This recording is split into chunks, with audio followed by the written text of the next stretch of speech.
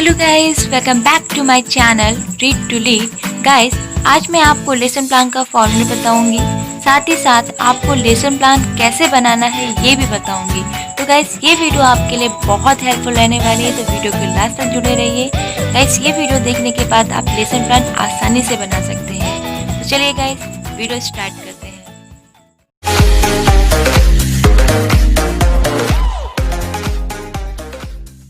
सबसे पहले गाइस, आपको पाठ योजना संख्या लिखनी है। इसके बाद आपको इस तरीके से कॉलम बनाना है, जैसा कि आप फ्रंट पे देख रहे हैं। इसके बाद आपको दिनांक, आपने जिस डेट में टीचिंग की है आपको वो डेट लिखनी है। आपने जिस क्लास में टीचिंग की है आपको वो क्लास यानी कि कक्षा में वही लिखनी है, 6 to 8 जो भी हो आपका, ठीक है। इसके बाद विषय आता है। विषय आपका जो हो वो विषय लिखेंगे। सपोज आपका विषय सामाजिक विज्ञान है तो आप सामाजिक विज्ञान लिखेंगे। अब आता है उपविषय। उपविषय में आपको जैसे सामाजिक विज्ञान में इतिहास हो गया, भूगोल हो गया, नागरिक शास्त्र हो गया, तो आप जिस पे लेसन प्लान बना रहे हैं आपका टॉपिक जो है उसके अकॉर्डिंग आपको उपविषय लिखना है। सपोज आप टॉपिक है आपका शेरशाह यानी कि प्रकरण आपका है शेरशाह, आप शेरशाह पे लेसन प्लान बनाने जा रहे हैं तो शेरशाह किसके अंतर्गत आएगा? इतिहास के अंदर आएगा। तो आपको उपविषय इतिहास लिखना है। प्रकरण अगर आप शेरशाह पे बना रहे हैं तो शेरशाह, अकबर पे बना रहे हैं अकबर, आपका जो भी हो वो प्रकरण लिखना है। इसके बाद आपका आता है चक्र। चक्र में गाइस क्या करना है आपको कि आपका 1 to 8 जो भी पीरियड होता है स्कूल में, आपने किस पीरियड में पढ़ाया आपको वो पीरियड लिखना है। सेकंड में पढ़ाया है, फर्स्ट में पढ़ाया है, थर्ड में पढ़ाया, जो भी पीरियड हो। इसके बाद आता है अवधि। अवधि में आपने कितने मिनट की टीचिंग की है, 35 मिनट की है या 45 मिनट की, जितने मिनट की है वो मिनट आपको लिखने होते हैं। इसके बाद आता है विशिष्ट उद्देश्य। विशिष्ट उद्देश्य गाइस लेसन प्लान के अकॉर्डिंग, टॉपिक के अकॉर्डिंग लिखे जाते हैं।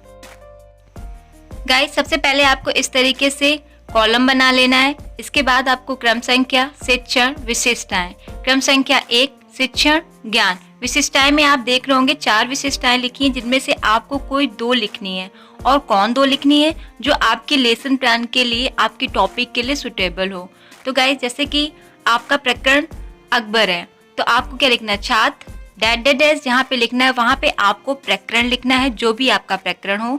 तो छात्र अकबर का प्रत्यास्मरण कर सकेंगे, छात्र अकबर की प्रतिभा ज्ञान प्राप्त कर सकेंगे। तो गाइस, जैसे ही आपके लेसन प्लान के लिए सुटेबल हो आप वैसा ही लिखिएगा। सेकंड, बोध। गाइस, इसमें भी कोई 2 पॉइंट आपको लिखने हैं जो सुटेबल हो। जैसे कि आपका प्रकरण है शेरशाह तो आप क्या लिखेंगे? छात्र शेरशाह का उदाहरण प्रस्तुत कर सकेंगे, छात्र शेरशाह का विवेचन कर सकेंगे। गाइस, आपको जो सुटेबल हो वही 2 पॉइंट लिखने हैं। थर्ड, अनुप्रयोग। गाइस, इसमें भी आपको कोई 2 पॉइंट लिखने हैं। जैसे कि मैंने आपको शेरशाह का एग्जाम्पल दे रही हूँ तो इसमें भी शेरशाह का एग्जाम्पल दे देती हूँ कि छात्र शेरशाह की पुष्टि कर सकेंगे, छात्र शेरशाह के विषय में ज्ञान प्राप्त कर सकेंगे। फोर्थ, कौशल। गाइस, इसमें भी कोई 2 पॉइंट लिखने हैं। जैसे कि मैं आपको एग्जाम्पल देख के बता रही हूँ, इसमें भी आपको शेरशाह का एग्जाम्पल देख के बता रही हूँ कि छात्र शेरशाह का सुचित्रण व अंकन कर सकेंगे, छात्र शेरशाह का निरूपण कर सकेंगे। फिफ्थ, रुचि। गाइस, इसमें भी कोई 2 पॉइंट आपको लिखने हैं जो सुटेबल हो। और रुचि गाइस सारे सब्जेक्ट में यूज़ नहीं होता, जैसे कि ड्राइंग हो गया, कुछ पर्टिकुलर सब्जेक्ट है आप उसमें इसका प्रयोग करेंगे। 6, अभिवृत्ति। गाइस, इसमें भी आपको कोई 2 पॉइंट लिखने हैं according to subject, lesson plan and topic. Guys, यहाँ से विशिष्ट उद्देश्य कंप्लीट होता है। अब आता है सहायक सामग्री। टीचिंग करते वक्त आप जो भी सामग्री का यूज़ करेंगे आपको वो लिखना है, जैसे कि चौक, डस्टर, रोलर बोर्ड, संकेतक, चार्ट, मॉडल एक्सेट्रा। पूर्व ज्ञान। गाइस, आपको पूर्व ज्ञान में जो आपका टॉपिक हो आपको वो लिखना है कि सभी छात्र फिर आपको जो टॉपिक के विषय में पूर्व ज्ञान रखते हैं। इसके बाद आता है प्रस्तावना प्रश्न। प्रस्तावना प्रश्न गाइस ऐसे लिखने के बाद आपको इस तरीके से कॉलम बना लेना है, जैसा कि आप फ्रंट पे देख रहे हैं। उसमें लिखना है क्रम संख्या, शिक्षक क्रियाएं, छात्र क्रियाएं, श्यामपट्ट कार्य। तो गाइस, प्रस्तावना प्रश्न में क्या होता है कि आपको 3 to 5 क्वेश्चन पूछने होते हैं, 3 to 5 क्वेश्चन बनाने होते हैं। और लास्ट क्वेश्चन जो है आपका वो प्रॉब्लमेटिक बनाना होता है। कि यानी कि समस्यात्मक बनाना होता है। तो गाइज़ आप इसे कैसे बनाएंगे क्वेश्चन, मैं आपको भी बताती हूँ। सबसे पहले आपका करना है कि क्रम संख्या नंबर में आपको क्रम संख्या में लिखना है 1, आपका जो भी नंबर हो क्वेश्चन नंबर वो। फिर आपको क्वेश्चन एक एग्जांपल के दे के बता रही हूँ मैं आपको। मान लीजिए आपका क्वेश्चन है आप कौन से प्रदेश में रहते हैं, तो छात्र क्रिया में लिखेंगे उत्तर प्रदेश में। उत्तर प्रदेश के किस देश में, छात्र क्रिया में भारत। भारत से में पहले कौन सा तंत्र था, छात्र क्रिया में लिखेंगे राजतंत्र। राजतंत्र में कौन शासन करता था, राजा। ठीक है, आपने 4 क्वेश्चन इस तरीके से बनाए। ठीक है, आपने यहाँ पे लिखे, आपको ये खुद ही गैस हो गया कि ये 4 क्वेश्चन जो है बच्चे इजली आंसर दे देंगे। लास्ट आपको प्रॉब्लमेटिक बनाना है, जैसे कि मैंने पहले ही बताया था। तो लास्ट क्वेश्चन आपने पूछ लिया कि किस राजा का नाम फरीद था, तो बच्चे साइलेंट हो जाएंगे, तो ये क्वेश्चन आपका समस्यात्मक बन जाएगा। तो आपको वह छात्र क्रिया में समस्यात्मक लिखना है। ठीक है, इसके बाद आप डिक्लेयर करेंगे गाइस। आपको श्यामपट्ट कार्य में क्या करना है कि जो आपका छात्र क्रिया में आपने जो आंसर लिखा है वही आप श्यामपट्ट कार्य में लिख लेंगे ब्लैक बोर्ड लगाकर। उद्देश्य कथन गाइस, उद्देश्य कथन में आपको टॉपिक डिक्लेयर करना होता है। जो आप टॉपिक पढ़ाने वाले हैं वही टॉपिक डिक्लेयर करना होता है। तो आप कैसे डिक्लेयर करेंगे, क्या लिखेंगे, आप लिखेंगे कि आज मैं आप सभी को शेषा के विषय में अध्ययन कराऊंगी या कराऊंगा। गाइस आपको मैं ये बता दूं कि मैं बार बार शेषा का एग्जाम्पल यूज़ कर रही हूँ। आप हर जगह शेषा मत यूज़ करिएगा, आपका जो टॉपिक हो आप वही टॉपिक यूज़ करिएगा। अब आता है गाइस प्रस्तुतिकरण। आपको प्रस्तुतिकरण लिखना है और इस तरीके से कॉलम बना लेना है जैसा कि आप फ्रंट पे देख रहे हैं। ये कॉलम बनाने के बाद आपको देख रहे होंगे कॉलम में क्या लिखा है। सबसे पहले क्रम संख्या, शिक्षण बिंदु, शिक्षण लक्ष्य जिसमें कि विशिष्टताएं हैं, नीचे लिखा है शिक्षक क्रियाएं, छात्र क्रियाएं, युक्ति, विधि एवं सामग्री, श्यामपट्ट कार्य। आपको कॉलम में इस तरीके से आप लिख लेना है। आपके टोटल 7 कॉलम बनेंगे। गाइस प्रस्तुतिकरण में आपको 3 शिक्षण बिंदु बनाने होते हैं, 3 टीचिंग पॉइंट लिखने होते हैं। जैसे कि आपको क्या करना है कि क्रम संख्या में आप अगर पहला टीचिंग पॉइंट स्टार्ट कर रहे हैं तो आप क्रम संख्या में 1 लिखेंगे। शिक्षण बिंदु मान लीजिए कि आप शेषा पे ही बना रहे हैं, आपको शेषा का इंट्रोडक्शन देना है, तो आप शिक्षण बिंदु में शेषा लिखेंगे। फिर शिक्षण लक्ष्य, शिक्षण लक्ष्य में गाइस आपको क्या करना होता है कि आपका जो शिक्षण बिंदु है, जैसे कि मैंने सबसे पहले क्रम संख्या में 1 लिखा है, तो वहाँ से 1 वहाँ का 1 लिया। और आप जो क्वेश्चन पूछेंगे, आपको इसमें क्या करना होता है कि आपको 3 क्वेश्चन पूछने होते हैं और एक्सप्लेन करना होता है। तो या तो आप पहले एक्सप्लेन कर लीजिए फिर 3 क्वेश्चन पूछ लिए, या फिर आप पहले 3 क्वेश्चन पूछ लीजिए, लास्ट वाला क्वेश्चन जो तीसरा है वो समस्यात्मक बनाइए और उसी का आंसर दे दीजिए या आप उसी को एक्सप्लेन कर दीजिए। तो आपको क्या करना है कि सबसे पहले मैं गाइस आपको क्वेश्चन ही बताऊंगी।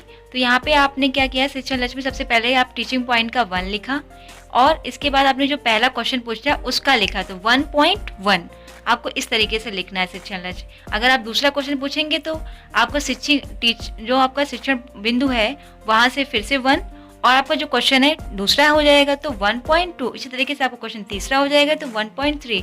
अगर यहाँ पर शिक्षण बिंदु दूसरा होता या 2 होता तो यहाँ पर हो जाएगा 2.1, 2.2, 2.3। अगर तीसरा होता तो 3.1, 3.2, 3.3। तो आपको शिक्षण लक्ष्य कैसे लिखना है ये आई होप समझ में आ गया हो। अब आता है गाइस आपको क्या करना है, आपको विकासात्मक प्रश्न पूछने हैं। जैसे कि मैंने पहले ही बताया कि 3 क्वेश्चन पूछने हैं। तो आप एक एग्जाम्पल के तौर पे मैं आपको बता रही हूँ यहाँ पे कि मान लीजिए आपने क्वेश्चन पूछा शेषासुरी का शासन काल कितने वर्षों का था, तो छात्र क्रिया में आपको लिखना है 5 वर्ष और विधि आपकी क्या हो जाएगी, प्रश्नोत्तर विधि। आप क्वेश्चन आंसर पूछ रहे हैं ना तो प्रश्नोत्तर विधि हो जाएगी। इसी तरीके से आपने दूसरा क्वेश्चन पूछा 5 वर्षों में उन्होंने किसकी भलाई के लिए कार्य किया, तो छात्र क्रिया में आप लिखेंगे प्रजा की भलाई में और विधि आपने जैसे कि पहले लिख ही दिया है प्रश्नोत्तर विधि तो आपको वही रहेगा।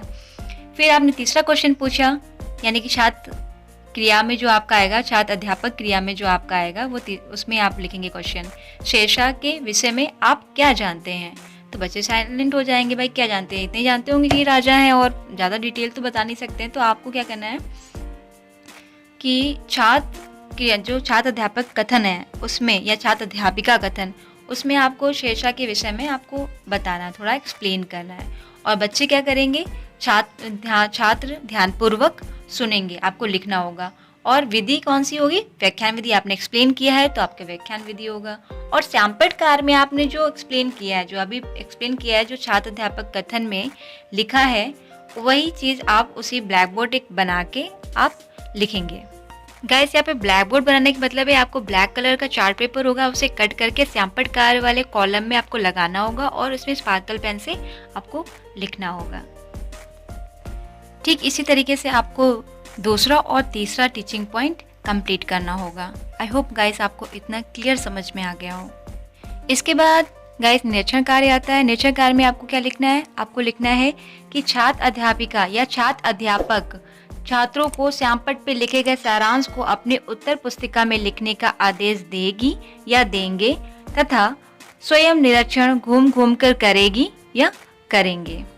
मूल्यांकन प्रश्न। गाइस मूल्यांकन प्रश्न आपको कैसे लिखने हैं? आपने जो लेसन प्लान बनाया है, सपोज आपने शेषा पर लेसन प्लान बनाया है एक कंप्लीट, उसी लेसन प्लान से आपको कोई 5 प्रश्न निकालने हैं। ठीक है, 5 प्रश्न उसी से निकाल के लिखने हैं। और वैसे ही आपका आता है गृह कार्य। गृह कार्य में भी आपको सेम ऐसा करना है कि 5 क्वेश्चन, लेकिन याद रखिए कि जो मूल्यांकन में प्रश्न है वही प्रश्न आपको गृह कार्य में नहीं होने चाहिए। और गृह कार्य को और मूल्यांकन प्रश्न में आप कोशिश यही करिएगा कि उसमें इजी क्वेश्चन ही आप लिखें। ठीक है गाइस, कंप्लीट फॉर्मेट कुछ इस तरीके से रेडी होगा जैसा कि आप फ्रंट पे देख रहे हैं। सो गाइस, यहाँ से लेसन प्लान का फॉर्मेट कंप्लीट होता है, अर्थात पाठ नियोजन का स्वरूप कंप्लीट होता है। आपको गाइस वीडियो अच्छा लगा हो, आपके लिए इंफॉर्मेटिव रहा हो, आपके लिए हेल्पफुल रहा हो, तो please guys like my video, subscribe my channel, share my video and do comments also। मिलते हैं नेक्स्ट वीडियो में, तब तक के लिए बाय बाय।